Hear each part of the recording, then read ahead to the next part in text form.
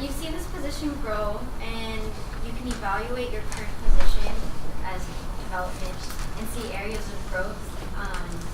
What are a few areas that you would like to see further grow as it evolves into alumni outreach?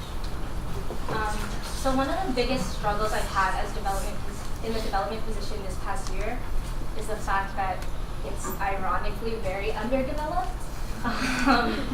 So having the fact that we've established a more explicit list of duties for it, I think that it allows me to focus more on each aspect of it, whether it be fundraising, whether it be alumni relations, or whether it be on-campus outreach. I think that having that set understanding allows me to put my efforts into each of it much greater.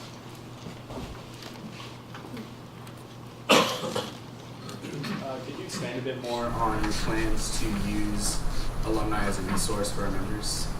Yeah, of course. So, as e-board, we really talked about, like you said, alumni is a heavily untapped resource that we have. I mean, like, especially with this senior class leaving, I think that I know that they would want to still be active and give back to the community that they have been doing so. They're 4 years here.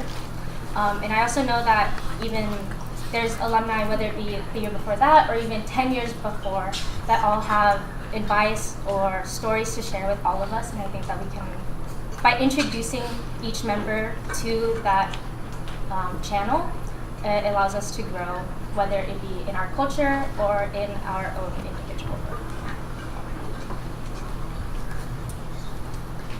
Okay, I'm gonna go. So in the past, we have put on alumni events and alumni mixers, and we've seen that it's pretty difficult to get alumni to attend to our events.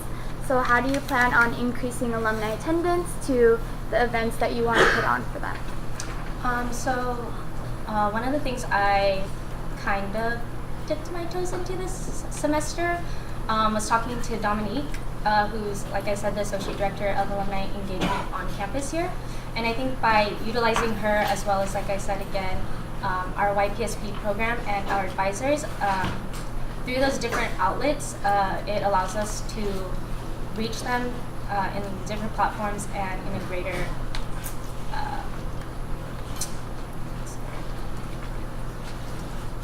I don't know, it allows for more exposure.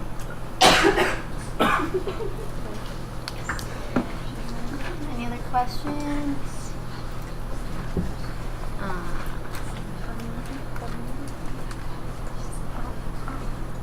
One that I had. So, another aspect of Kasamahan that you also mentioned was that our on-campus connection has been lacking lately. So, what are ways? What are methods that you plan on, trying out to fix that? Oh, yeah, nice. I think we kind of touched about that, or we touched a little bit on it this year through, I know PRP had workshops by opening it up to other organizations, whether it be BSU or all of CFCC. I know you guys invited, as well as other organizations. And I think that by utilizing that position and helping my own, by having joint workshops with other organizations, I think that will strengthen our relationships, as well as working with Director of Membership to hold social events. I know that our social events are typically only invited to our membership, but by opening it up to other organizations, maybe even Greek Life, I know is a very large population on campus that we really don't connect with. So by opening it all up, it would allow for people to be in the space that they're not normally in. Cool. Last question. What kind of fundraising events do you plan on putting on besides Boba and Koja, since you're also outreach, so that will include fundraising?